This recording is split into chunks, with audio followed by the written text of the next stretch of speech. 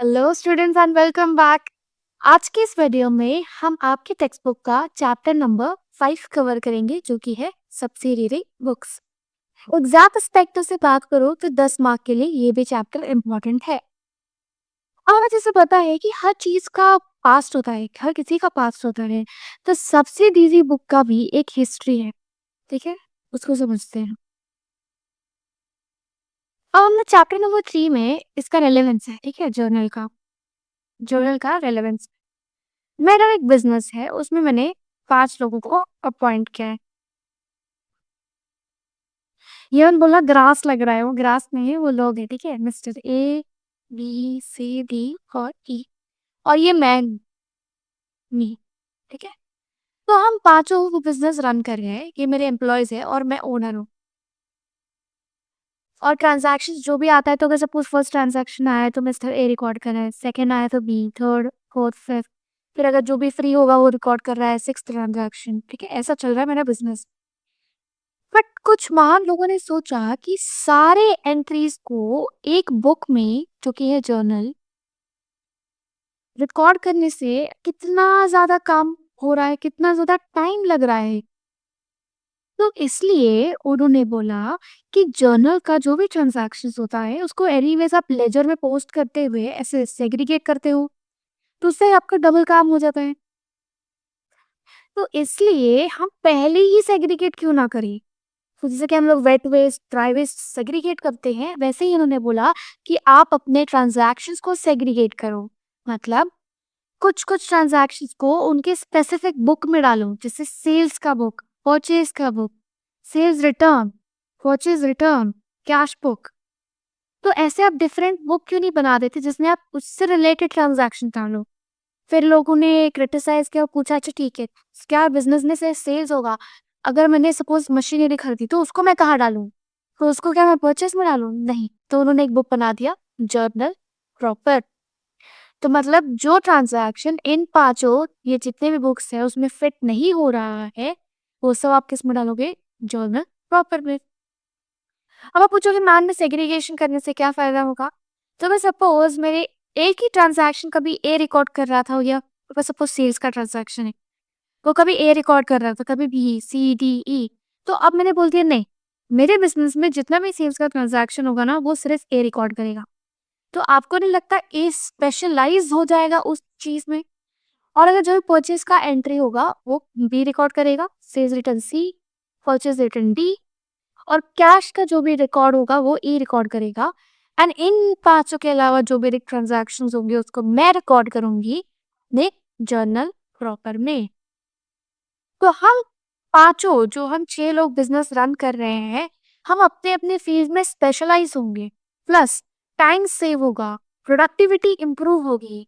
तो ये सब क्या है? Importance of segregation, that is importance of subsidiary books. अब क्विकली हम टेक्स्ट बुक में देख लेते हैं। तो ये आपको दिया है, the sub division of journal on the basis of nature of transaction is known as subsidiary books. अब अगर जर्नल को हम लोग प्राइम बुक बोलते हैं, तो इनको भी हम लोग क्या बोलेंगे? बुक ऑफ ओरिजिन एंट्रीज या प्राइम एंट्रीज।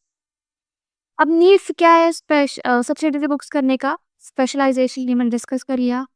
फिर टाइम सेव होता है, डिविजन ऑफ वर्क हो रहा है, क्विक इन्फॉर्मेशन। अगर मेरा ए सेल्स का ट्रांजैक्शन रिकॉर्ड कर रहा है, मैंने ए को पूछा, हाँ भाई बता मुझे कितने मेरे डेटास है, तो ये क्विकली बता सकते हैं क्योंकि इसका दिमाग में वो फिगर होगा ना।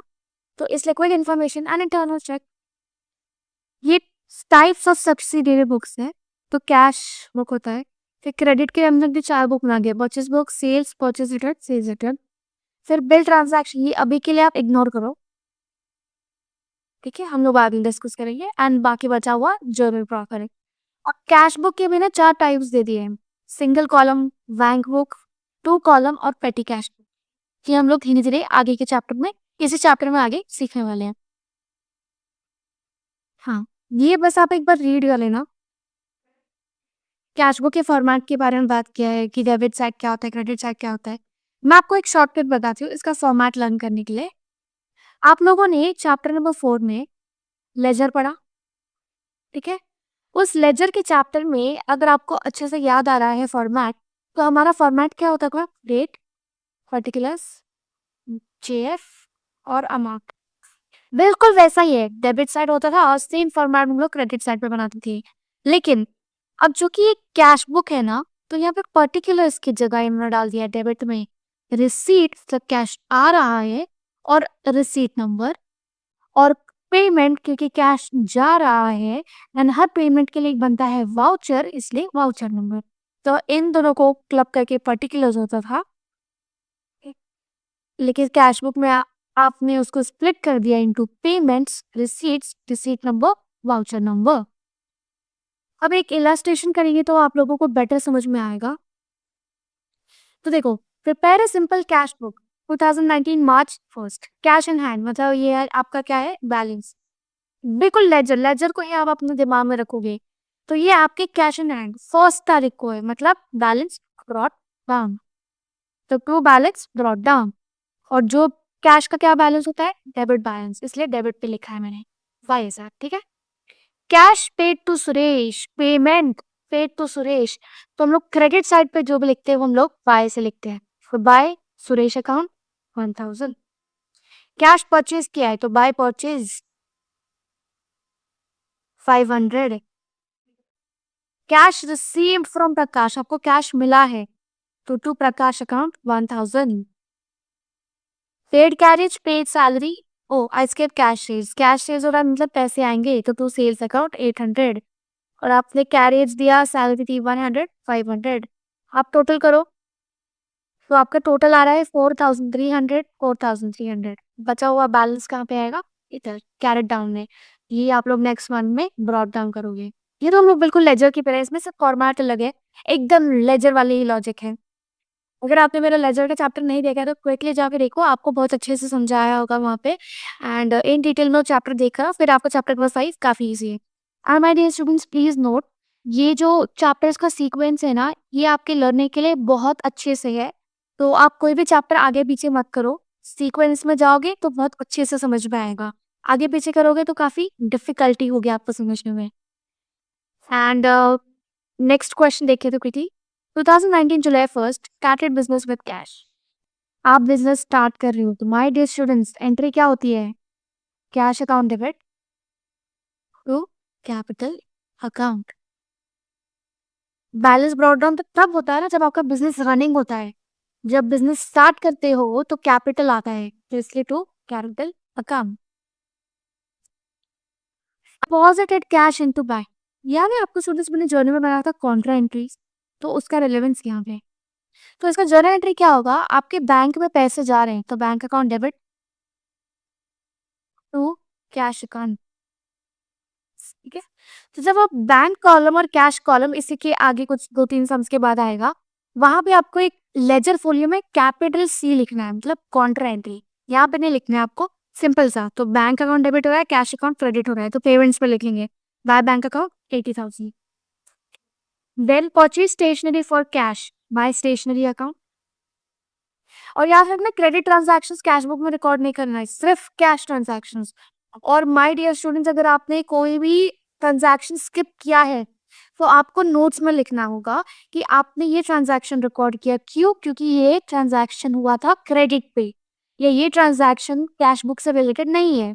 ठीक है, हम आगे देखेंगे तो आपको अच्छे से समझ में आ जाएगा। फिर कैश परचेज किया तो परचेज अकाउंट डेबिट हो रहा है, तो बाय परचेज अकाउंट। देन हाँ, sold goods for cash 20,000 at 8% trade discount, तो 20,000 माइनस 8% ट्रेड डिस्काउंट करोगे, जो भी अमाउंट आ रहा है वो आप लोग क्या करोगे, रिसीव हो रहा है आपको, तो 18,400। देन हाँ, पेड इंश्योरेंस पेमेंट तो by insurance premium. Paid cash to Dikshit तो by Dikshit account. Received cash from Saxena तो to Saxena account. Received commission to commission account. Brew for domestic use, ये क्या है, डोमेस्टिक यूज मतलब ड्रॉइंग्स। वर्डिंग चेंज हो जाती है, मीनिंग वही होती है। Sold old furniture for 5,000 rupees, तो आपके बिजनेस में आ रहा है कैश और आप लोग दे रहे हो, बिजनेस जा रहा है फर्नीचर, तो 5,000। पेड सैलरी टू राम, ठीक है, तो आपने राम को सैलरी दी है तो सैलरी अकाउंट क्या होगा, डेबिट। और किसको दे रहे हो उससे मुझे कोई फर्क नहीं पड़ता, को कैश अकाउंट, तो क्या आएगा यहाँ पे, by salary account. Then lastly is received rent, received interest. तो इंटरेस्ट आपको मिल रहा है तो कैश आ रहा है तो टू इंटरेस्ट अकाउंट। आप टोटल करो, बैलेंस जो भी होगा हमेशा याद रखना कैश का क्रेडिट साइड पे आता है, क्योंकि डेबिट साइड इज हेवियर, तो इसलिए डेबिट बैलेंस क्रेडिट साइड पे रिफ्लेक्ट होगा और वही ब्रॉट डाउन कर देना। वही लॉजिक है, मंथ एंड पे आप बैलेंसिंग करोगे और beginning of the month, next month के फर्स्ट डे को आप बैलेंस ब्रॉट डाउन करोगे, एकदम लेजर वाली लॉजिक। और वही डबल अंडरलाइन ना। नेक्स्ट ट्रांजैक्शन देख लेते हैं। Enter the following transactions in the simple cash book of Kamal traders. ठीक है, कैश इन हैंड मतलब ये बैलेंस ब्रॉट डाउन है। मैं क्विकली डिस्कस कर रही थी क्योंकि काफी इजी है। When cash received from Sakshi to Sakshi account, cash purchase by purchase of account at 12% trade discount. आप लोगों को अब तक समझ में आ गया होगा कि ट्रेड डिस्काउंट जो होता है हम लोग डायरेक्टली लेस करके और वो फिगर दिखा के। इन्वेस्टेड इन शेयर्स, ये थोड़ा यूनिक एंट्री है क्योंकि इन्वेस्टमेंट अकाउंट डेबिट होगा और टू कैश अकाउंट होगा। देख लो यहाँ पे बाय इन्वेस्टमेंट डेबिट होगा और कैश अकाउंट क्रेडिट होगा, तो बाय इन्वेस्टमेंट अकाउंट। ठीक है, फिर sundry expenses similarly payment side पे आ जाएगा। फिर इंश्योरेंस प्रीमियम, ये लाइफ इंश्योरेंस प्रीमियम हो रहा है तो ये ड्रॉइंग्स है। ओनर का लाइफ इंश्योरेंस प्रीमियम ना, बिजनेस का लाइफ इंश्योरेंस प्रीमियम नहीं होता। Received dividend to dividend account, telephone bill by telephone bill, receive interest to interest, cash to sales, paid electricity bill by electricity bill account. काफी easy है, I hope आपको समझ में आ गया होगा ना। जो डबल कॉलम या टू कॉलम कैश बुक है ना, उसमें कोई डिफरेंस नहीं है सिंपल कैश बुक से, सिर्फ कैश और बैंक का अलग अलग आप बाइफिकेशन कर रहे हो और कुछ नहीं। और यहाँ पे कुछ इंपॉर्टेंट बैंक से रिलेटेड ना, बैंक रिलेटेड ट्रांजैक्शंस है, उसको आपको ध्यान में रखना है। ठीक है, तो जैसे कि आपको नीचे दिया है opening balance of bank account. ठीक है, जब बैंक अकाउंट का बैलेंस दिया होगा तो आप लोगों को डेबिट साइड पे ब्रॉट डाउन करना है, टू बैलेंस ब्रॉट डाउन। लेकिन जब बैंक ओवरड्राफ्ट दिया हो तो उसको क्रेडिट साइड पे लाना होता है। क्यों? क्योंकि वो लोन होता है। ओवरड्राफ्ट जितना क्रेडिट बैलेंस होता है, आपके बैलेंस बैंक अकाउंट में तो 2000, आपने 3000 खर्च किया, तो वो जो आपका 1000 का एक्स्ट्रा आपने खर्च किया over and about the bank balance, वो आपका हो जाएगा ओवरड्राफ्ट, तो वो क्रेडिट साइड पे आएगा क्योंकि वो आपकी लाइबिलिटी है, आपको देना है बैंक को वापस। तो ये आपको ध्यान में रखना है। लेकिन कैश का हमेशा याद रखना, आपके पास जितना कैश है उससे ज्यादा आप कैश खर्च नहीं कर सकते हो। बैंक में जितना अकाउंट में बैलेंस है उससे ज्यादा आप खर्च कर सकते हो अगर आपको क्रेडिट मिला हो बैंक से तो। देन क्रॉस चेक आपको रिसीव, अगर आपको याद होगा हम लोग ने क्रॉस चेक में बेरर चेक, अकाउंट पे एंड ऑनर चेक को डिस्कस किया था। तो अगर आपको बिजनेस में क्रॉस चेक रिसीव हो रहा है तो क्या एंट्री पास करोगे आप? Cross cheque normal bank account, bank account debit to sales account, ये जिस भी रीजन की वजह से आपको चेक मिला हो। लेकिन अगर बेरर चेक मिला तो ये मैंने आपको बताया था, bearer cheque is treated as cash, cash का debit to sales account. Then cheque received and deposited into bank on the same day, तो उससे क्या फर्क पड़ता है? Bank account debit to sales account. But अगर चेक मिला और डिसऑनर हो गया, मतलब वो बाउंस हो गया चेक, तो मुझे पैसे मिल गए थे, जो जो मैंने रिकॉर्ड कर दिया कि मुझे पैसे मिल गए, अब उसको मेरे को रिवर्स करना होगा। मतलब उस इंसान से मुझे वापस से पैसे लेने का अधिकार आ गया, तो मैं उस पर्सन को डेबिट करूंगी और टू बैंक अकाउंट रिवर्सल करना होता है। मतलब अगर सपोज मेरे को चेक रिसीव हुआ, ये दोनों को ट्रांजैक्शन को देखो अच्छे से। ठीक है, मुझे चेक रिसीव हुआ तो मैंने क्या किया, बैंक अकाउंट को डेबिट कर दिया। इससे क्या समझ में आ रहा है? मेरे बैंक बैलेंस बढ़ गया, क्योंकि मेरा बैंक बैलेंस रियल में बढ़ा क्या? नहीं। तो जो रियल में नहीं बढ़ा उसको मेरे को डेबिट करना होगा, ये क्रेडिट करना होगा, ये दिखाने के लिए डेबिट क्रेडिट नलीफाई, जीरो हो जाएगा। मतलब अगर मेरा बैंक बैलेंस था 30,000 और मैंने ये रिकॉर्ड कर लिया कि मेरे को 5000 का चेक मिल गया, लेकिन मुझे मिला ही नहीं, वो पास ही नहीं हुआ चेक, तो मेरे को क्या करना होगा? -5000 करना होगा। तो मैंने वही किया है, बैंक अकाउंट को क्रेडिट कर दिया। अब ये जो सेल्स है ये तो रिकॉर्ड होनी चाहिए क्योंकि ये मेरा राइट है टू रिसीव, तो मेरे को बैंक की जगह किसको डेबिट करना होगा? उस शख्स को डेबिट करना होगा कि personal account debit to bank account. Similarly अगर हमने चेक इशू किया है तो हम लोगों के क्यों चेक इशू करेंगे? इन कारणों की वजह से परचेस किया, expense, asset, creditors to bank account. लेकिन हमारा चेक डिसऑनर हो गया तो हम लोगों ने बैंक को यहाँ पे क्रेडिट किया था, तो अब करो डेबिट, और किसको किसको देने पैसे? To person account, liability create कर रहे हो आप। ठीक है, and cash withdrawn from bank for personal use, तो काफी easy, drawing account, debit to bank account. हाँ, तो कई बार ऐसा होता है ना बिजनेस में कि किसी कस्टमर से ना आपको पैसे मिलने वाले थे और उसने चेक और कैश देने की बजाय आपके बैंक में डायरेक्टली यूपीआई कर दिया और आपको बताया नहीं। तो आप लोग एक स्टेटमेंट बनाते हो, बैंक रिकंसिलिएशन स्टेटमेंट, जो आपका चैप्टर नंबर 6 है, to reconcile the balance of your cash book with the balance of your pass book. ठीक है, तो वहां पे हम लोग अच्छे से समझेंगे। फिलहाल आप लोग ये ध्यान रखो कि अगर कोई कस्टमर है तो उसने डायरेक्टली आपके बैंक अकाउंट में डिपॉजिट कर दिया, तो आपको एक एंट्री पास करनी होगी अपने बिजनेस में, bank account debit to customer account. And वैसे ही अगर आपको इंटरेस्ट मिल रहा है बैंक से, तो bank account debit to interest account. Interest charge कर रहा है बैंक, तो interest on overdraft to bank account. Debit कर लिया बैंक ने, तो bank charges to bank account. तो ये कुछ इंपॉर्टेंट ट्रांजैक्शंस है जो आप लोगों को ध्यान में रखने होंगे जब आप कैश बुक कभी बनाओगे। एंड इवन अगर आपको डिविडेंड मिल रहा है या इंटरेस्ट ऑन इन्वेस्टमेंट जो आपके बैंक में डायरेक्टली क्रेडिट हो रहा है, तो बैंक अकाउंट में डेबिट हो जाएगा, तो इंटरेस्ट ऑन इन्वेस्टमेंट या डिविडेंड अकाउंट। और वैसे ही अगर पेमेंट आपके बैंक ने, कई बार आप देखोगे ना तो ऑटो पेमेंट्स होते हैं, सेट होते हैं, ठीक है, और आपका बैंक ने डायरेक्टली आपके पैसे पे कर दिया आपके बिहाफ पे, तो वो आपने कैश बुक में अपना रिकॉर्ड नहीं किया, तो आपको रिकॉर्ड करना होगा। जैसे अगर मेरे सैलरी है, मैंने ऑटो पेमेंट कर दिया कि हर महीने मिस्टर एक्स को 10,000 रुपये जाना चाहिए, बिकॉज वो उनका राइट है, वो उनकी सैलरी है, तो salary account debit to bank account, ये मेरे को हर महीने रिकॉर्ड करनी होगी, भले ही बैंक दे रहा है तो क्या हो गया। वैसे इंश्योरेंस प्रीमियम का एग्जाम्पल दिया आपको, या फिर टेलीफोन बिल, इलेक्ट्रिसिटी बिल, या कोई भी एक्सपेंस जो आपके बिहाफ पे बैंक दे रहा है। आप लोगों को कई बार ऐसा सुनने में आया होगा कि अकाउंट्स ना कई तरह के होते हैं, बट मैं आपको 7 तरह के अकाउंट समझा देती हूँ। पहला होता है ओपनिंग। एक तो सबसे पहले आप लोग समझो, डिपॉजिट ना 2 तरह के होते हैं, मैं अलग से आपको एक्सप्लेन कर दूँ, ठीक है। डिपॉजिट्स ना 2 तरह के होते हैं, एक होता है टाइम डिपॉजिट और एक होता है डिमांड डिपॉजिट। एक होता है टाइम डिपॉजिट और एक होता है डिमांड डिपॉजिट। एक होता है टाइम डिपॉजिट और एक होता है डिमांड डिपॉजिट। अब डिमांड डिपॉजिट मतलब मैं जब भी पैसे मांगू बैंक को, मुझे पैसे देने होंगे, वो मना नहीं कर सकता। तो उसके 2 तरह होते हैं, एक होता है सेविंग्स अकाउंट और एक होता है करंट अकाउंट। और टाइम डिपॉजिट क्या होता है? फिक्स डिपॉजिट अकाउंट या रिकरिंग डिपॉजिट अकाउंट, ठीक है, आरडी अकाउंट बोलते हैं हम लोग। तो सेविंग्स अकाउंट में आपको इंटरेस्ट मिलता है, आपके कुछ लिमिट सेट होते हैं, उसके बियॉन्ड अगर आपका बैलेंस बढ़ता है या ट्रांजैक्शन होता है, तो बैंक को आपको एक रिटन स्टेटमेंट देना होता है about your source of income.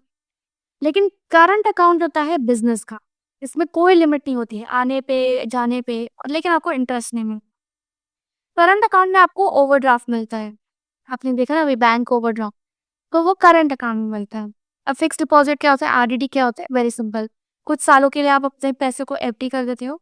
और आरडीडी मतलब रेकरिंग, हर महीने इतने पैसे, मतलब अगर सपोज 100 रुपये आप हर महीने अपने अकाउंट में सेव कर रहे हो, तो उसको हम लोग आरडीडी अकाउंट बोलते हैं। ये कुछ समय के लिए होता है, ये भी कुछ समय के लिए होता है, उस समय के बाद आप पैसे ले सकते हो, लेकिन अगर उस समय से पहले आपके पैसे आप ले सकते हो, लेकिन आपका जो इंटरेस्ट है ना, वो या तो वेव ऑफ हो जाता है या तो फिर वो कम हो जाता है। तो वो आप रियल लाइफ में एक्सपीरियंस करोगे।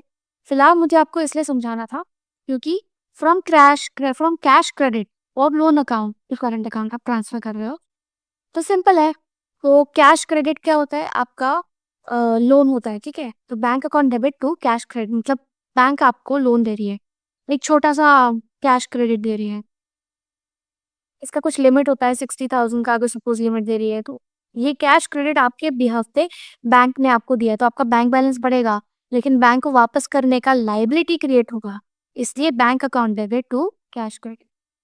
वही आपने करंट अकाउंट से कैश क्रेडिट में डाला, मतलब आप पैसे चुका रहे हो बैंक के, जो आपने लोन लिया था, तो आपका बैंक बैलेंस कम होगा और आपका लोन भी, लाइबिलिटी कम होगी, तो कैश क्रेडिट या लोन अकाउंट डेबिट को बैंक अकाउंट। आप अपने पर्सनल सेविंग अकाउंट से करंट अकाउंट में डाल रहे हो तो कुछ नहीं। पर्सनल सेविंग मतलब कैपिटल आप इन्वेस्ट करो अपने बिजनेस में, बिजनेस का करंट अकाउंट में, तो bank account debit to capital account. लेकिन अगर आप करंट अकाउंट से पर्सनल में डाल रहे हो तो क्या होगा, ये ड्रॉइंग्स, तो drawings account debit to bank account. हाँ, कॉन्ट्रा एंट्रीज जो मैं आपको बता रही थी ना, कैपिटल सी लिखना होता है in the ledger folio column में, यहाँ पे लिखा है। इन 3 सिचुएशन में, अगर कैश डिपॉजिट कर रहे हो आप बैंक में, कैश विड्रॉ कर रहे हो from bank for office use not for personal use, या bearer cheque received on previous date and deposited into the bank. एक समझते आगे, जब भी आप कैश डिपॉजिट करते हो तो ये एंट्री होती है by bank, like bank account debit to cash. Withdraw करते हो तो cash account to bank account. आप देख रहे हो डेबिट और क्रेडिट दोनों बैंक कॉलम है, इसलिए उसको हम लोग कॉन्ट्रा एंट्री बोलते हैं। और बेरर चेक जो आपको मिला है वो आप बैंक में डिपॉजिट करो, मतलब पैसे लेके आप यूज नहीं कर रहे हो, आप बैंक में ही डाल रहे हो, तो bank account debit to cash account. और क्विकली हम लोग समझते हैं। हाँ, ये देखो आगे आपको दे ही दिया है। करंट अकाउंट क्या होता है? Suitable for businessman, there is no restriction on number of deposits withdrawn और चेक पेमेंट्स। यहाँ पे इंटरेस्ट नहीं मिलता लेकिन ओवरड्राफ्ट फैसिलिटी मिलती है। सेविंग्स अकाउंट फिक्स्ड या रेगुलर इनकम होता है, डिपॉजिट पे आपको इंटरेस्ट मिलता है बट नो ओवरड्राफ्ट नहीं मिलेगा। Fixed deposit account high rate of interest होता है, फिक्स पीरियड के लिए आप अपने पैसे को कहीं सेव कर रहे हो। And RDD account recurring deposit account, इसमें क्या होता है, हर महीने up to a particular decided period आप पैसे इन्वेस्ट कर रहे हो। It is better than saving account, but इसका जो इंटरेस्ट रेट है ना वो आपके सेविंग अकाउंट से ज्यादा होता है बट फिक्स डिपॉजिट अकाउंट से कम होता है। हाँ, अभी हम लोग क्विकली समझ लेते टू कॉलम कैश बुक बनाने वाला, ठीक है। तो स्टार्टेड बिजनेस विद कैश, तो कैश लिखा है यहाँ पे, तो कैश कॉलम में हॉन्ट लिख हो गया। तो स्टार्टेड बिजनेस विद कैश मतलब cash account debit to capital account, तो यहाँ पे मैं लिखूंगी Jain first to capital account और कैश के कॉलम में 60,000। अब next, deposited cash deposited into bank of India, ये क्या है आपका कॉन्ट्रा एंट्री, क्योंकि डेबिट क्या हो रहा है कैश, और डेबिट क्या हो रहा है बैंक, और क्रेडिट क्या हो रहा है कैश। तो अब ध्यान से सुनो, पहले एंट्री को समझते हैं। क्या हो रहा है, हम लोग बैंक में डिपॉजिट करें तो बैंक को अकाउंट को हम लोग क्या करना पड़ेगा, डेबिट और टू कैश अकाउंट, ठीक है। तो बैंक के डेबिट साइड में मैं लिखूंगी टू कैश अकाउंट 25,000, और कैश के क्रेडिट साइड में मेरे को लिखना पड़ेगा बाय बैंक अकाउंट 25,000, और लेजर फोलियो में capital C to display contra entry, ठीक है। अब नेक्स्ट देखते हैं, कैश परचेज किया है तो very simple, purchase account debit to cash account, तो कैश के क्रेडिट साइड पे लिखेंगे बाय परचेज अकाउंट, और कैश दे रहे हो तो कैश के कॉलम में लिखो, बैंक के कॉलम में नहीं। ऐसे ही आपको purchased computer for office use, उससे मुझे क्या करना है, ये आपका जर्नल प्रॉपर में जाएगा। क्रेडिट पे आप कोई भी एसेट खरीद रहे हो, इसमें कहीं कैश इन्वॉल्व हुआ क्या, नहीं। आप देखोगे वो एंट्री यहाँ पे पास नहीं की है, 10th जनवरी की है। Oh my bad, purchased computer for office use लिखा है सिर्फ, ठीक है। नेक्स्ट एंट्री,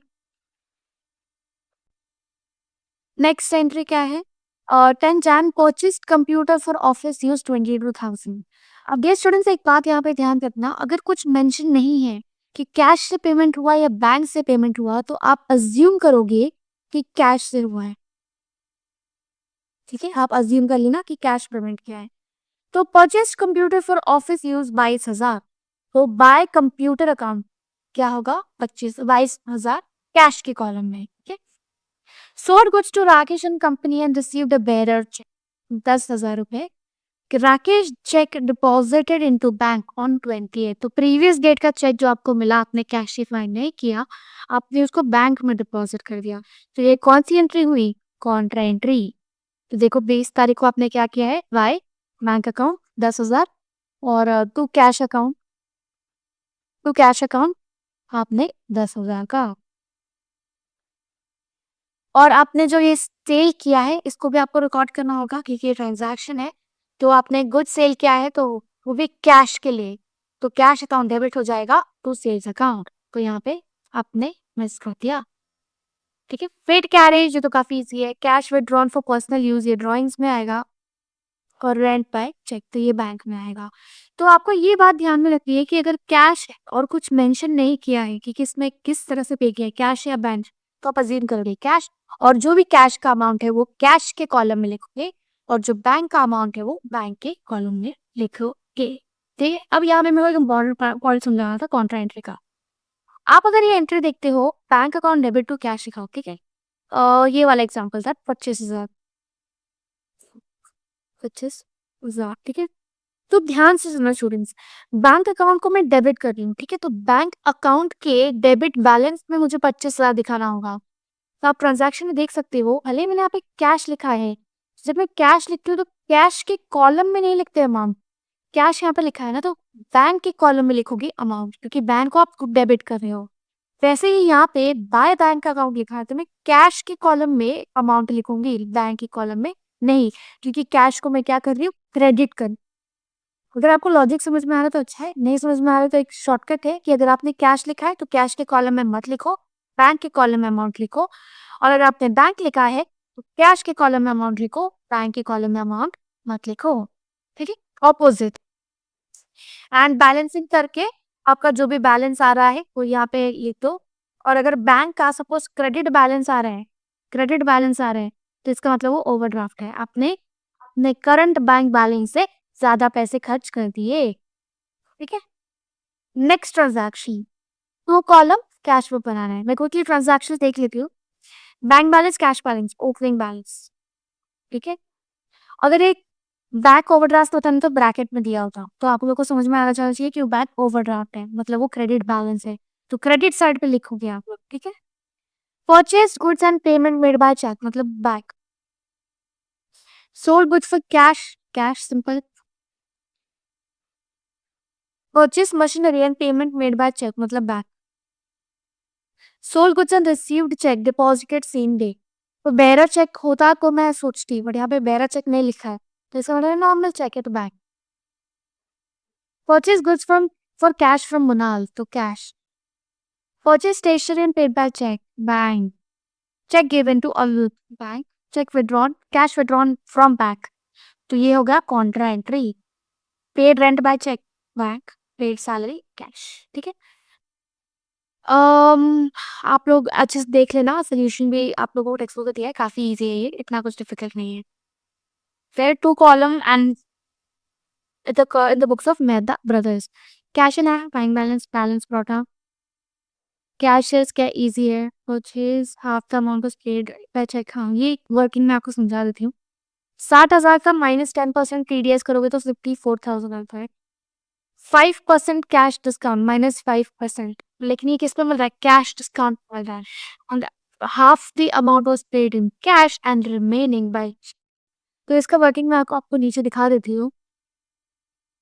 यहाँ पे आपको वर्किंग नोट दिखाना बनाना होता है, तो आपको नेट कितना पे करना है, -5, मतलब 54,000 -5% off 54,000 which is 51,300। My dear students, ये याद रखना, कैश डिस्काउंट का मतलब ये नहीं होता कि बैंक अमाउंट पे आपको नहीं मिलेगा। कैश डिस्काउंट का मतलब होता है कि आप ऑन स्पॉट पेमेंट कर रहे हो, इसके लिए आपको कैश डिस्काउंट मिल रहा है। कैश में पे कर रहे हो इसलिए कैश डिस्काउंट नहीं मिलता। तो आपने 5% कैश डिस्काउंट लेस किया, आपका टोटल अमाउंट हो रहा है 51,300, उसको 50-50 कर दोगे तो आप लोगों को मिल जाएगा amount paid by cash and paid by cheque. वही आप लोगों को रिकॉर्ड करना है। ठीक है, नेक्स्ट एंट्री देख लेते हैं।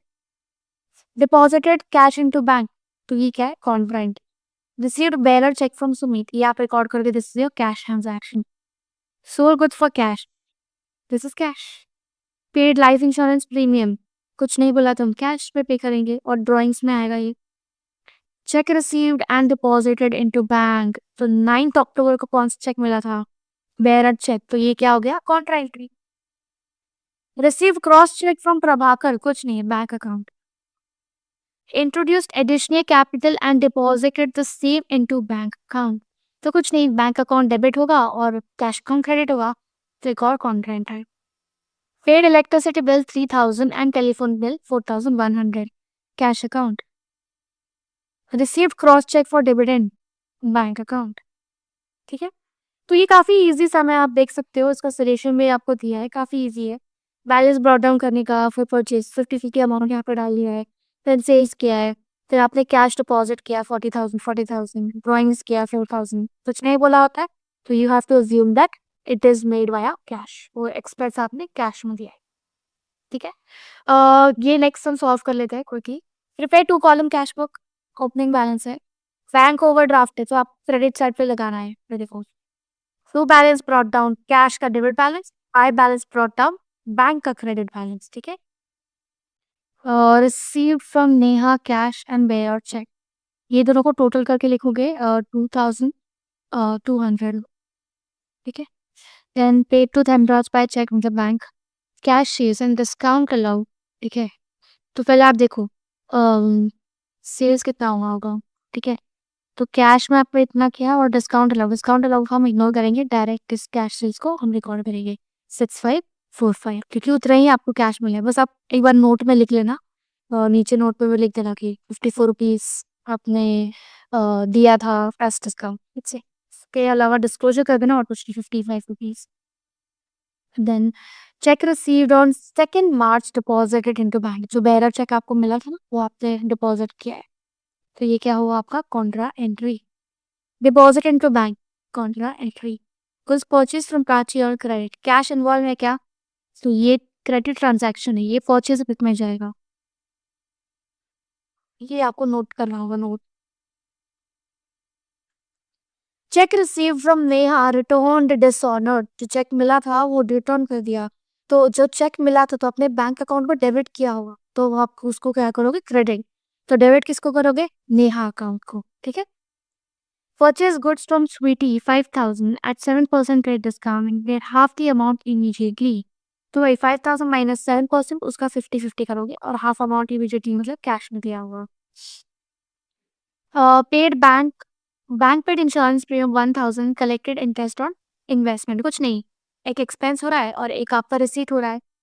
Check issued to Dhanraj was dishonoured, तो आपने बैंक को क्रेडिट किया होगा बैंक बैलेंस कम दिखाने के लिए, तो आप उसको क्या करोगे डेबिट करोगे, और धनराज को इशू किया तो आपको धनराज को पेमेंट और करना है, Dhanraj is a creditor now. ठीक है, Gupta stores directly deposited into our bank account, तो bank account debit to Gupta stores. Deposited cash in excess of 3,920 into the bank, ये बहुत अच्छा स्टेटमेंट है क्योंकि काफी बच्चों को ये समझ में ही नहीं आता है, तो उसको काफी इजी समझना। आपका जो बैलेंस बैंक बैलेंस है ना, जो आपका क्रेडिट साइड पे था 18,000, वो क्रेडिट साइड पे आप लोगों को लिखना होगा बाय बैलेंस कैरिड डाउन 3,920, और इसका मतलब आपके 3,920 आपका बैलेंस कैरिड डाउन है, इसके अलावा जो भी ट्रांजैक्शंस होगा ना वो आप लोग बैंक में डिपॉजिट करोगे, तो वो आपका कॉन्ट्रा एंट्री में आ जाएगा। ठीक है, अब देखो यहाँ पे सॉल्व किया है। हाँ, टोटल रिसीट्स ऑफ कैश कितना हो रहा है 21,745, टोटल पेमेंट कितना हो रहा है 7,825, आपका टोटल इतना हो रहा है 13,920, तो 10,000 आपने मतलब एक्सेस ऑफ 3,920 क्या होता है 10,000 आपने कैश बैंक में डाल दिया। तो देखो बैंक बैलेंस आपका कैरी फॉरवर्ड इतना है।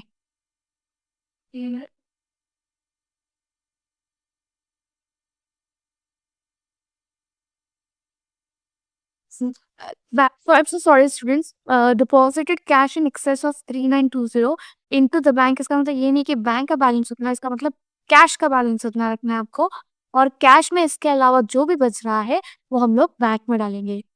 मैंने उल्टा बोल दिया, बैंक का बैलेंस नहीं, कैश का जो एक्सेस बैलेंस हो रहा है वो हम लोग बैंक में डालेंगे। ठीक है, transaction dated 13 March is not recorded क्योंकि ये क्रेडिट परचेज है, तो इसका कोई रिलेवेंस कैश से नहीं है। अब एक नया कॉन्सेप्ट आ गया है आपके टेक्स्ट बुक में विच इज पेटी कैश बुक। अब पेटी कैश बुक क्या होता है, कुछ महान लोगों ने सोचा कि क्यों ना हम लोग कैश की भी जो ट्रांजैक्शन है, अब जैसे सपोज मेरा बिजनेस है, उसमें रोज ना दो दो नहीं, मेरे बिजनेस में 5 लोग हैं तो 5 कप चाय आती है, कप ऑफ टी, तो अब वो भी अगर मैं अपने बिजनेस के में कैश बुक में रिकॉर्ड कर लूँ तो आप सोचो कितना डेली ट्रांजैक्शन। मैं 10 रुपए का कुछ खरीद लिया, फिर 10 रुपए की पेन खरीद ली, फिर मैंने अपने ऑफिस में सबको एक छोटी सी ट्रीट दे दी, स्नैक्स ऑर्डर कर दिया, तो आपको नहीं लगता वो काफी लेंदी हो जाएगा, इसलिए उन्होंने बनाया कैश बुक में भी 2 पार्ट्स, एक पेटी और एक मेन, ठीक है? पेटी कैश बुक में वो सारे ट्रांज़ैक्शन जो छोटे-मोटे, जिनका अमाउंट काफ़ी स्मॉल है, वो रिकॉर्ड होता है। तो यहाँ पे ना एक कॉन्सेप्ट है कि हर महीने मैं मेरे बिज़नेस में एक डेज़िग्नेटेड पर्सन को 5000 रुपीज़ देती हूँ और बोलती हूँ मेरा पूरा बिज़नेस का जो भी चाय का खर्चा है, स्नैक्स का खर्चा है, पार्टी का खर्चा है, न्यूज़पेपर, पेन, स्टेशनरी जो भी है, वो तू 5000 रुपीज़ में मेंटेन कर ले। और हर महीने की एंड पे वो मुझे व्यक्ति जो है वो मुझे पूरा दिखाता है कि मैंने 5 साल में से इतने पैसे खर्च किए और इतने पैसे बच गए हैं।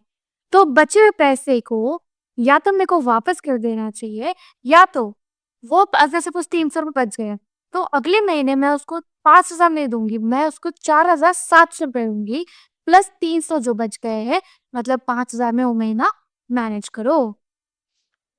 तो यहाँ पे कुछ एग्जांपल्स दिए, तो in the books of Noah brothers, receive from head cashier, मेरा बजट था 5000 बट ये आपसे उतने कंजूस है, 1200 रुपए दे रहे हैं, ठीक है? कोई बात नहीं। उसमें से आपको ये माइनस करने सारे एक्सपेंसेस और देखो, आपके पास क्या कोई भी बैलेंस बच रहा है? बच रहा है 234 रुपीज़, मतलब 1200 में भी उसने इतने बचत की, कितना अच्छा एम्प्लॉयी होगा। तो ये आपको नॉर्मल करना है। देखो, ऐसा एक फॉर्मेट है, अमाउंट आपको कितना मिला 1200 और महीने के बीच में 60 रुपए मैंने और दे दिए। दिया नहीं वो भी, सेल हुआ है, ठीक है? तो जो भी खर्चे होते हैं, तो बाय से हम लोग स्टार्ट करते हैं और जो भी क्रेडिट होता है उसको हम टू से दिखाते हैं। तो टू कैश अकाउंट, मेरे बिज़नेस में आया 1200 रुपए यहाँ पे। फिर bye telephone expenses, mobile, office files tip दिया पियून को। मैंने न्यूज़पेपर बेच के कमाई की बिज़नेस की, तो 60 रुपए और आ गया, मैंने ऐड कर दिया। By Sweety, parking, advertisement, cleaning, donation, revenue stamps, ठीक है? तो ये सारे खर्चे मेरे को लेस करने हैं, टोटल एक्सपेंस मेरा ये आ रहा है। ये टोटल एक्सपेंस को मैंने अपने टोटल इनकम से लेस किया, तो मुझे मिल रहा है बैलेंसिंग फिगर जो मेरा नेक्स्ट मंथ कैरी फॉरवर्ड होगा, वो है 234। बट एग्जाम में ये बहुत रेयर है, क्योंकि काफ़ी ईज़ी ना, आपको जज करना है तो इतना ईज़ी क्वेश्चन नहीं आएगा। तो आपको आएगा एग्जाम में एनालिटिकल पेटी कैश, उसमें इम्प्रेस्ड सिस्टम ऑफ पेटी कैश बुक। तो मैं जब बोल रही थी ना कि बैलेंस अमाउंट को मतलब पार 300 रुपए बचे हैं, उसमें मैं 4700 दूँगी, तो आपका जो ओपनिंग बैलेंस है, वो हर महीने सेम होगा। तो वो इम्प्रेस्ड सिस्टम में आता है, ठीक है?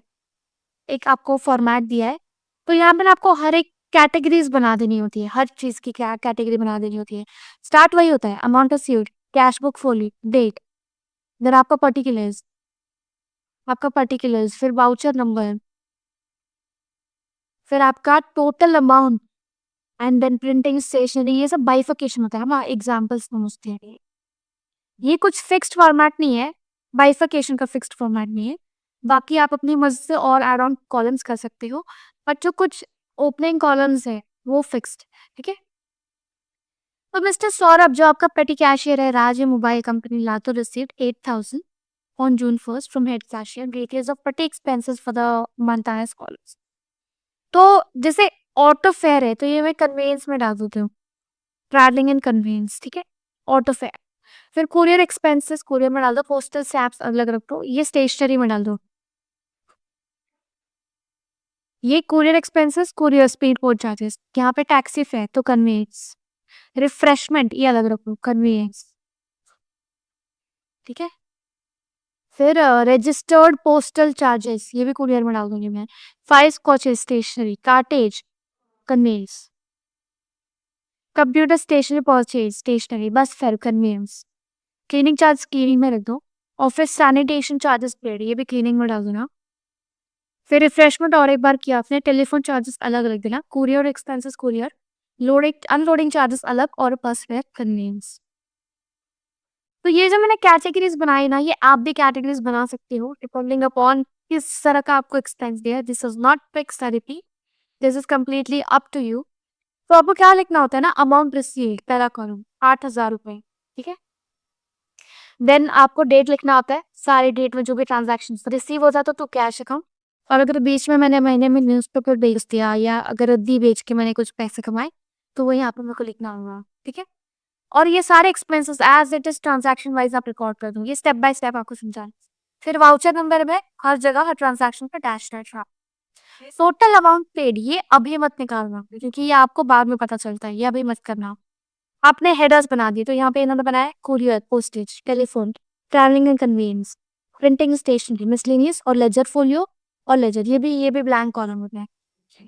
तो टोटल अमाउंट पेड क्या होता है ना, उस हेडर का टोटल कितना होता है। तो सपोज अगर मैंने यहाँ पे लिखा है 525 प्लस 210, ठीक है, 210 नहीं, 525 एक अलग लाइन में आ रहा है एंड 210 अलग लाइन में आ रहा है। एक लाइन में क्या आ रहा है, मुझे देखता होगा। एक सबको एक्सपेंस है,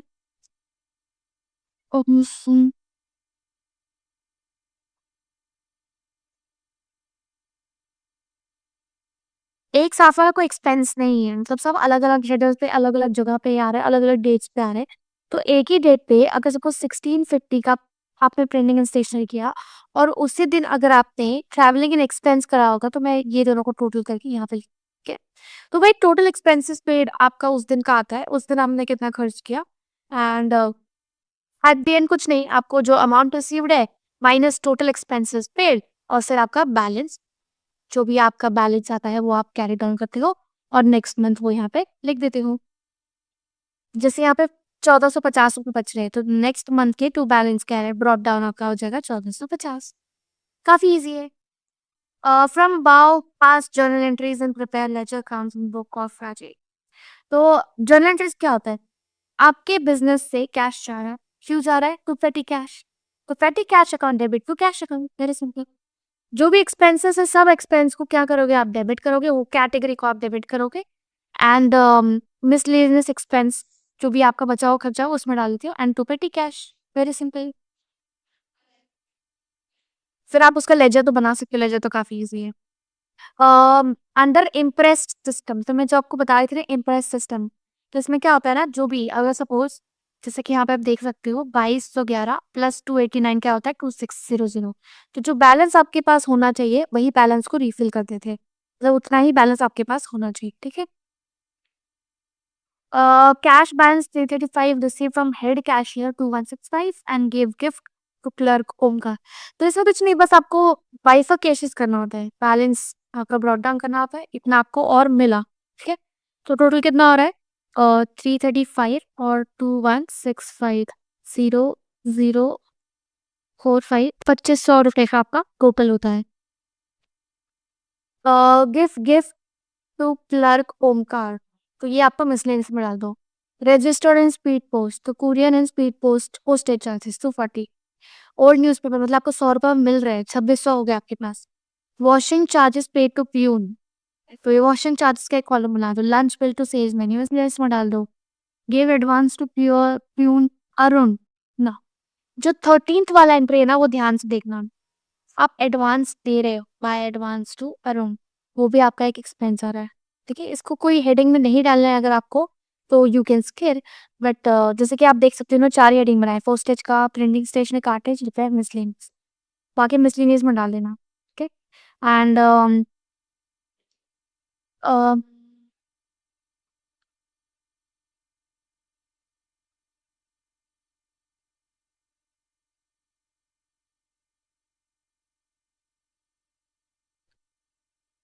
paid for carriage and cartage, chair for office use, stand pad ये सब स्टेशनरी में आ जाएगा, ऑफिस फाइल स्टेशनरी में आ जाएगा।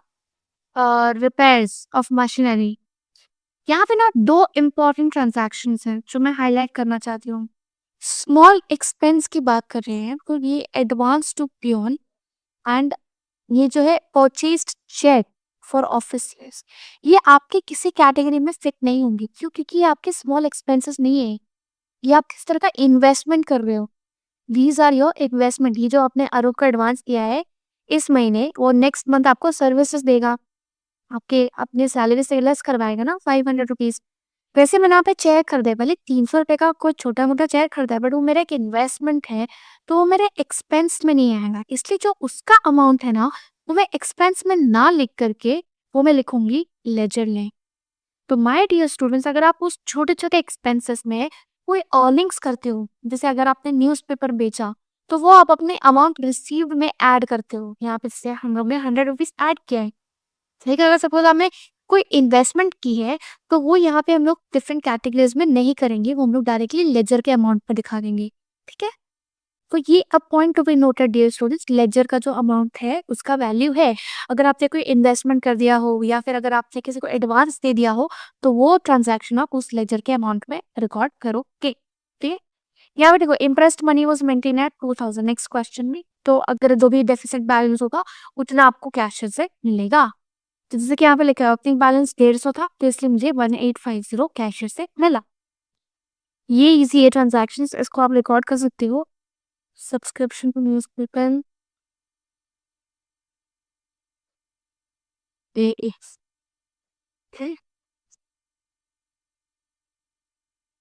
हाँ, और देखो ये सारे अगेन आपके एक्सपेंसेस हैं। पेड टू मिस्टर कृष्णा 500, ये अगेन किस में आएगा? लेजर फोलियो में। और मिस्टर कृष्णा आपका क्रेडिटर हो सकता है जिसको आपने पेमेंट किया हो, इसलिए हम लोग वो लेजर अमाउंट में रिकॉर्ड करेंगे और ना कि नॉर्मल एक्सपेंस के हेडिंग में या फिर मिसलेनियस एक्सपेंस के हेडिंग में। Next is purchase book, birthday book. काफी इजी है, परचेज का आपको मालूम है, परचेज अकाउंट डेबिट होता है, तो जो भी आप क्रेडिटर करना होगा। ठीक है? तो इसमें क्या होगा, आपको कुछ नहीं, ये फॉर्मेट बनाना है, date, name of the supplier, invoice, invoice number, LF, amount, और सारे क्रेडिटर्स का नाम लिख दो। ये आपको दिया होगा, इनवॉइस नंबर क्या है वो लिखना है और अमाउंट की फिर गई। ठीक है? यहाँ पे दिया है, और यहाँ पे आपको कैश ट्रांजैक्शन रिकॉर्ड नहीं करना है, क्योंकि कैश ट्रांजैक्शन नहीं, purchase book, sales book, purchase return, sales return में सिर्फ क्रेडिट ट्रांजैक्शन रिकॉर्ड होंगे। तो अगर कैश ट्रांजैक्शन दिया होगा तो आपको नोट में लिखना होगा कि हम ये रिकॉर्ड नहीं कर रहे, क्योंकि कैश ट्रांजैक्शन है ना कि क्रेडिट ट्रांजैक्शन है।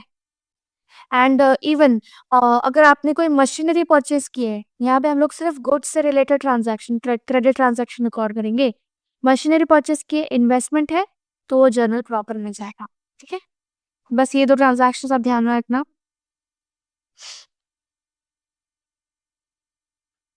ये जितना डिफिकल्ट आपको दिख रहा है उतना डिफिकल्ट बिल्कुल भी नहीं है। 20 mini size mobile at the rate 2000 पर पीस, मतलब 20 इंटू 200 प्लस 12 इंटू 4500, लेस करो ट्रेड डिस्काउंट 20%।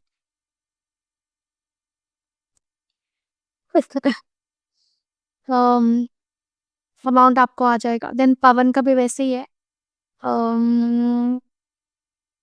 ये आप अलग से दिखा सकते, जैसे कि आप बोल रहे हो वर्किंग नोट बना देना, वहाँ पे आप अपने सारे कैलकुलेशन करना, यहाँ पे खाली आप अपने क्रेडिटर्स का नाम लिखना। ये आपको लेजर बनाना है, लेजर को तो काफी इजी, हमने काफी धीरे की डिस्कस किया है कि कैसे आपको बनाना होता है। यहाँ पे परचेज रिटर्न बुक भी है ना, वैसे date, name of the supplier, debit note number, LF, amount. ये हेडिंग्स बस याद रखना होगा आपको, और कुछ नहीं। सेल्स बुक का भी वैसे ही, date, name of the customer, outward invoice number, LF, amount. ठीक है? इसमें भी आप कैश ट्रांजैक्शन रिकॉर्ड नहीं करोगे, और अगर आपने फर्नीचर सेल किया तो भी आप रिकॉर्ड नहीं करोगे। Then Messrs Kohinoor agency sold on credit, ये भी एकदम इजी है। नॉर्मल आपको वर्किंग करना है, ट्रेड डिस्काउंट टोटल अमाउंट पे लेस करना, ना कि इंडिविजुअल अमाउंट पे। और सेल्स रिटर्न बुक भी काफी इजी है।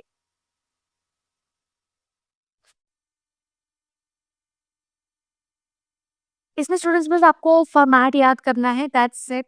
एंड ये एक इम्पॉर्टेंट चीज है कि आप टोटल अमाउंट लिखाओगे, टीडीएस लेस करोगे, और फिर आईजीएसटी, एसजीएसटी, सीजीएसटी ऐड करोगे। ठीक है? कुछ लेस करने के बाद के अमाउंट पे, ये आप ध्यान रखना, कैलकुलेशंस तो काफी इजी है। देन परचेज बुक बनाना है, सेल्स बुक बनाना है, परचेज रिटर्न, सेल्स रिटर्न, तो मैं बस बाइफिकेशन करके दिखा दूंगी आप लोगों को कैसे करना है। सेल किया है आपने, क्या गुड्स क्रेडिट पे किया है, यस, तो ये सेल्स बुक में जाएगा। परचेज किया है क्रेडिट पे, यस, तो ये किस में जाएगा? परचेज बुक में जाएगा। सुधाकर स्टोर्स रिटर्न गुड्स, तो ये किस में जाएगा? देखो, सुधाकर स्टोर्स, क्या हम लोग सुधाकर है? नहीं, हम लोग मेजर्स कीर्ति है। ठीक, तो हमारे पास आ रहा है, तो हमारे पास कौन सा आएगा? सेल्स रिटर्न, तो ऐसा। ठीक है? और यहाँ पे एक इम्पॉर्टेंट नोट है परचेज बुक में, अम, आपको, हाँ, परचेज रिटर्न हो रहा है इतना, तो जो कैरियज पे किया ना, इसको आप इग्नोर करो फिलहाल के लिए। ठीक है? इसको इग्नोर करो। कैश परचेज रिकॉर्ड नहीं करोगे, ये आपको लिखना है, कैश सेल्स रिकॉर्ड नहीं करोगे, ये आपको लिखना है नोट में। ठीक है? Then two as per order based on 3700, ठीक है। इनवॉइस मतलब हमने खरीदा है क्रेडिट पे, ठीक है। Sold goods to Ragini 10% easy है। Return goods credit and allowed trade discount of 150, वो आप लेस कर देना। 1900 gross as they were damaged. तो ग्रॉस और नेट में क्या डिफरेंस होता है ना, ग्रॉस मतलब आपका ट्रेड डिस्काउंट इंक्लूसिव होता है और नेट मतलब आपका डिस्काउंट जो भी है वो लेस होता है। तो अगर 23rd ट्रांजैक्शन जो मैं रागिनी रिटर्न गुड्स मतलब सेल्स रिटर्न हो रहा है, ठीक है, तो 30,000 सेल्स रिटर्न, सॉरी, हाँ, 1710, क्यों, क्योंकि वो आपने उसको नेट करना है। तो 1900 अब हम लोग लेस क्या करें, रागिनी के टाइप जब हमने परचेस किया तो कितना परसेंट डिस्काउंट दिया था रागिनी ने आपको, तो वो आपको देखना होगा ऊपर।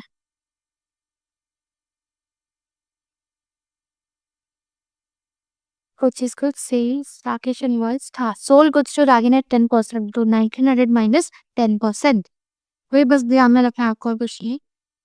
देन ये भी इजी है। डेबिट नोट, डेबिट नोट किस में आता है स्टूडेंट्स, याद करो याद करो, डेबिट नोट किस में आता है, डेबिट नोट आता है किसमें, परचेज ऑर्डर में। क्योंकि जब आपने किया हुआ कोई भी परचेज आप रिटर्न करे तो आप डेबिट नोट बनाते हो, एंड जब आपका जो सेल्स है, ऐसे याद रखो, परचेज मतलब डेबिट, तो डेबिट नोट होगा, सेल्स मतलब क्रेडिट, तो क्रेडिट नोट होगा। इससे ज्यादा डेप्थ में आपको पूछने में वाला है ना। फर्नीचर का जो सेल हुआ था वो आप जनरल प्रॉपर में रिकॉर्ड करोगे, फर्नीचर का परचेज या सेल जो भी होगा। द नेक्स्ट ट्रांजैक्शन मैं क्विकली एक बार देख लेती हूँ, कुछ डिफिकल्ट तो नहीं है। डेबिट नोट बना रहे हो मतलब क्या होगा, वो परचेज होगा, परचेज रिटर्न दो, क्रेडिट मतलब सेल्स रिटर्न, ठीक है। काफी इजी ये ट्रांजैक्शंस आप रिकॉर्ड कर लेना, वर्किंग कर लेना अमाउंट की, and that's super super easy. ये एक तरह का वर्किंग दिया है, मैं आपको समझा देती हूँ उसको। फॉरवी स्टोर्स 27 जुलाई,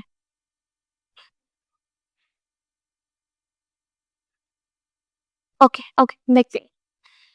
तो 24th 25th और 27th वाले एंट्री जैसे समझते हैं। हमने कुछ परचेस किए थे Saurabh stores and sold the same to Prachi at a profit of 25% on cost. तो ये सब कोई करता है, ठीक है। तो हम लोगों का अगर सपोज कॉस्ट प्राइस 100 है प्लस 25 प्रॉफिट है, तो हमने 125 रुपए में प्राची को बेचा। तो उस हिसाब से अगर मेरा 15,000 का कॉस्ट है तो मेरा प्रॉफिट कितना और मेरा सेलिंग प्राइस कितना, क्रॉस मल्टीप्लाई करो, आंसर मिल जाएगा। लेकिन अगर प्राची ने मुझे 5 लाख की गुड्स रिटर्न किए तो मैं वही सौरभी को रिटर्न करूंगी।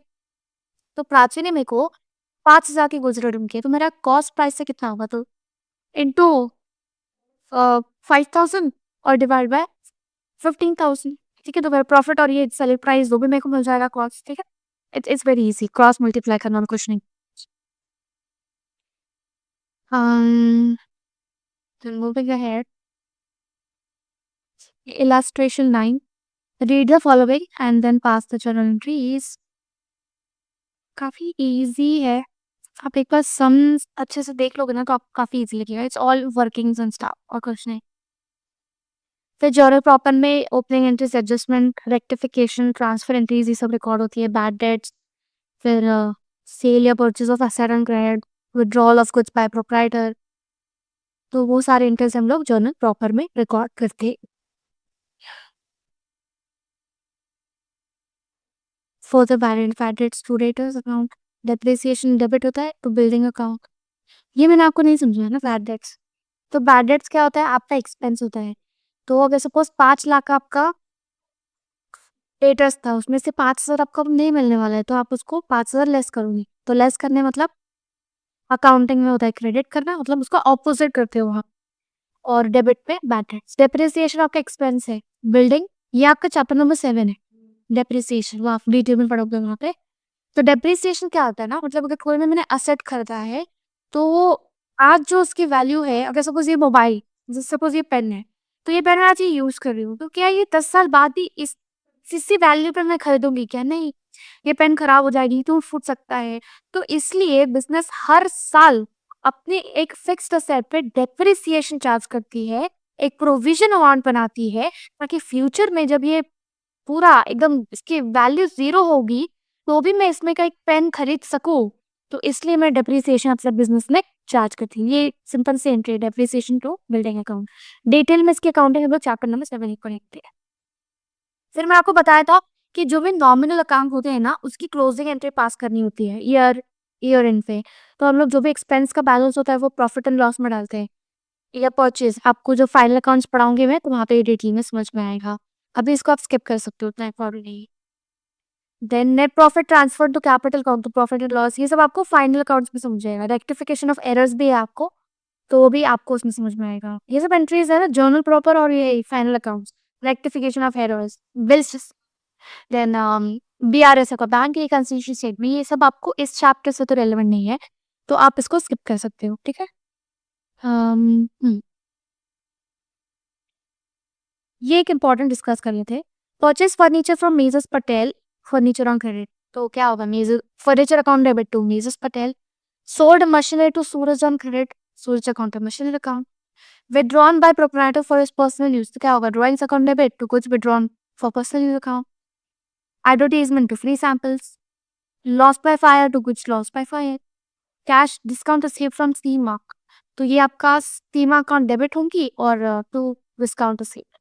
Allowed cash discount to Hemant, तो कैश डिस्काउंट आपका एक्सपेंस है, तो cash discount account debit to Hemant account. Very simple, ये काफी इजी है, तो आपने भी सॉल्व किया होगा।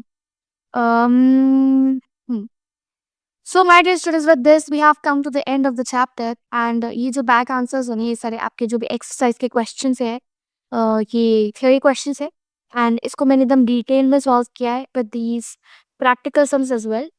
तो पहले मैं प्रैक्टिकल सम्स को एक बार से देख लेती हूँ, कुछ डिफिकल्ट एंट्री होगी तो मैं आपको एक्सप्लेन कर देती हूँ before I and this chapter and the video. तो फर्स्ट क्वेश्चन देख लेते हैं, बिजनेस विद कैश। काफी इजी है, ये आप कैश बुक बनाना है, सिंपल कैश बुक।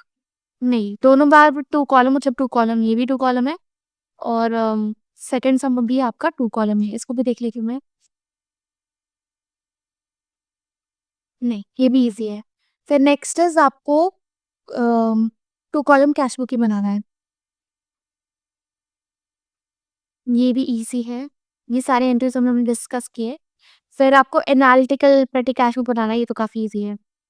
फिर अगेन एनालिटिकल इम्प्रेस सिस्टम में कुछ नहीं, बैलेंस बस आपको कॉमन रखना होता है, कुछ नहीं। Subsidiary books and post them to ledger from the following transactions, तो आपको purchase book, purchase return, sales return book बनाना है, ये भी इजी है। ये इसमें कुछ नहीं, बस आपको ट्रांजैक्शन रिकॉर्ड करना है, अमाउंट करेक्टली रिकॉर्ड करना है। नेक्स्ट ये भी इजी है, 9th भी इजी है, एंड 10th भी इजी है। So with this, students, we have completed the ECS and format-based chapter number 5 of your accounting syllabus. मैं आपको एक बार quickly दिखा लेती हूँ, मैंने जो sum solve किए हैं उसका solution यहाँ पे ही है। तो ये रहा आपका solution. I request you all to go to the Telegram channel and download this solution. Telegram channel का लिंक आपको वीडियो के डिस्क्रिप्शन में, इधर हमारे चैनल के डिस्क्रिप्शन में मिल जाएगा, तो वहाँ पे आप जाओ और ये सोल्यूशन का पीडीएफ जैसे ये वीडियो लाइव होगी मैं वहाँ पे अपलोड कर दूंगी, आप लोग वहाँ पे डाउनलोड करके, और इसका पूरा सोल्यूशन मैंने डिटेल में सोल्यूशन दिया है, तो आप इसको ज़रूर से देखना, सम सॉल्व करना, आपको एकदम अच्छे से समझ में आएगा। फिर भी अगर आपको कोई भी डाउट आपके दिमाग में आता है ये वीडियो देखने के बाद, तो do comment below your doubt and I'll be happy to address all your doubts via the comment. So until then, see you in the next chapter with a new and important concept, bank reconciliation statement. And by that time, I want my students to go through all the 5 chapters. I know हमने बहुत जल्दी syllabus complete किया है, but आपको समझ में आया हो, एंड मैंने कोशिश किया है कि मैं इन डेप्थ में आप लोगों को समझा सकूं। फिर भी अगर कुछ डाउट रह जाए तो आप कमेंट कर सकते हैं इस वीडियो में, एंड मैं पूरा एक डेडिकेटेड वीडियो बना दूंगी with all the queries and doubts you have. So until then, see you soon with the next video. Stay tuned, stay healthy, and bye bye.